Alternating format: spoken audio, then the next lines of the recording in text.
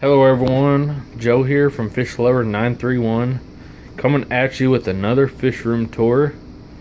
And I'm taping this one on Saturday night again, and gonna have it uploaded by Sunday. So we do this for every Sunday. And I always start out with a shout out. And this week's shout out goes to the Water Box. He's got some nice videos on how to set up a planted tank. So yeah, check his videos out. I'll leave a link in the description below.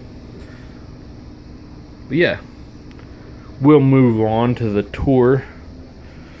We'll start here. This is my 29 gallon. Got some Bristlenose plecos in here, and I need to do a water change in this, but you can see I got some algae growing on the side, so I'm not putting any food for them to eat in here because I'm wanting them to try to clean this algae off.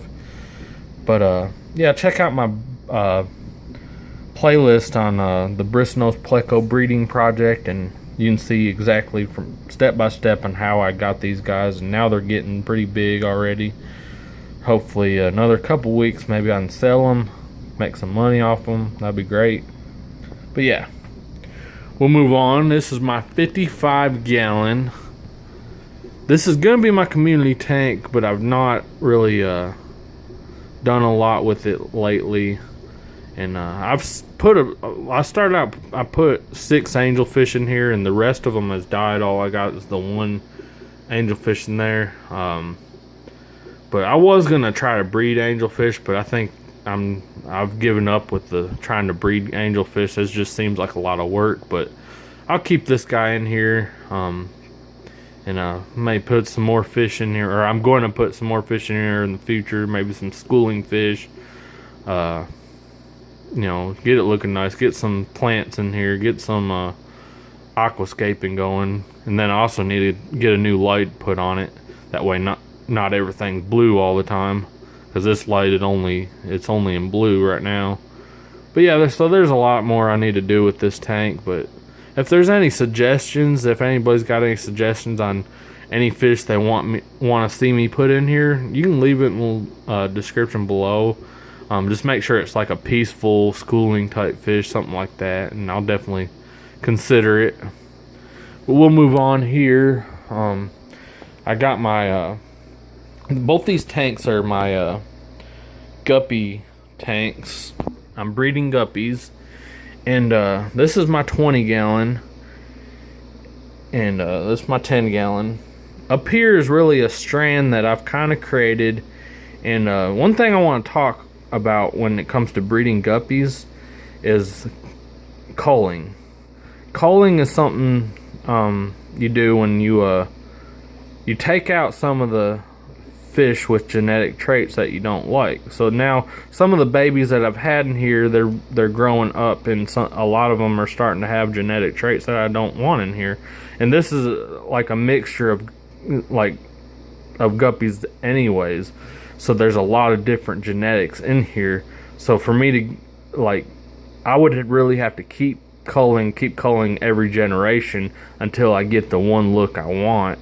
So that's just something to keep in mind if you're looking to get into breeding guppies. There's definitely you're gonna probably have some with genetic traits you don't want to keep breeding, and you'll want to take those out to where you can keep that one strand or that one look that you're going for. But the main look I'm trying to go for is like this guy right here, the double sword tail.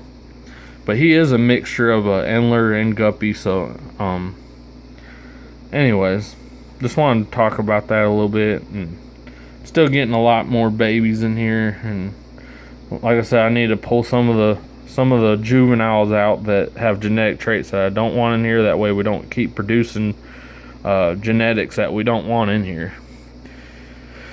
Down here with I got some of the Nebula Steel guppies. I ordered 6 adults online. They had some babies. Basically, one of them was pregnant right after I got it, because I think it was the day after I got them, after I put them in a tank, they had babies. I actually put them in that 29 gallon with the Bristlenose plecos to begin with, because this tank wasn't set up yet, or this tank wasn't ready yet. So I needed to get this tank ready, and then they had the babies in the 29 gallon, so I had to scoop all the babies out. But now the babies that they had, let's see if I can find one, they're about that size now. They're getting big. I also got quite a few little babies that just recently been born in here too.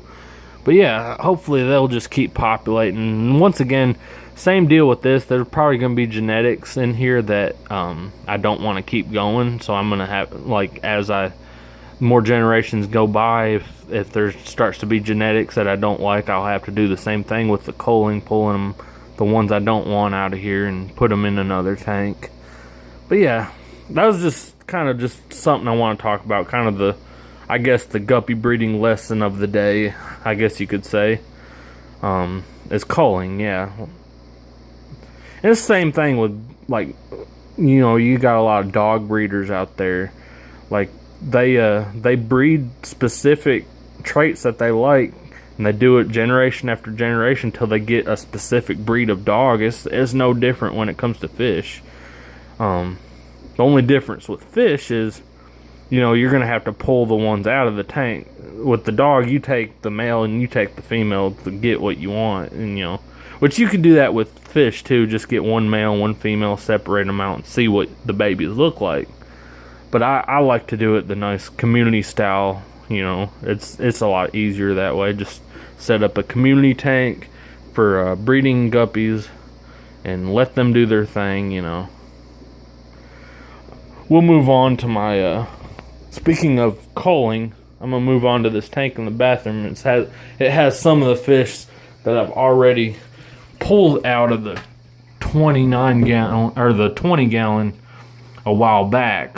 And also have, Mr. Bentback, as I call him. He's got the genetic deformity with that bent back, and also the rest of them are, guppy antler mixes that don't have the good swordtail that I was going for, so I pulled them out. But I'll sell the guppy antler mixes that are in here once I get enough of the others. Once I get a good amount of fish in general, and when the bristlenose plecos get big enough to sell, I'll just gather all of them up, go to my local pet store, and try to sell them. But yeah. Also, I'm growing some money wort plants in here and into the substrate, and they're starting to do a lot better than what they were doing. So, yeah. Anyways, if you need to email me, like if you're interested in buying any of my fish, you can email me at fishlover931@yahoo.com. And I do have a PayPal account. We could work something out. And for anything else, if you need to comment about anything, you can comment in any of my videos. And yeah, it's Fishlover931 here. We'll see you next time.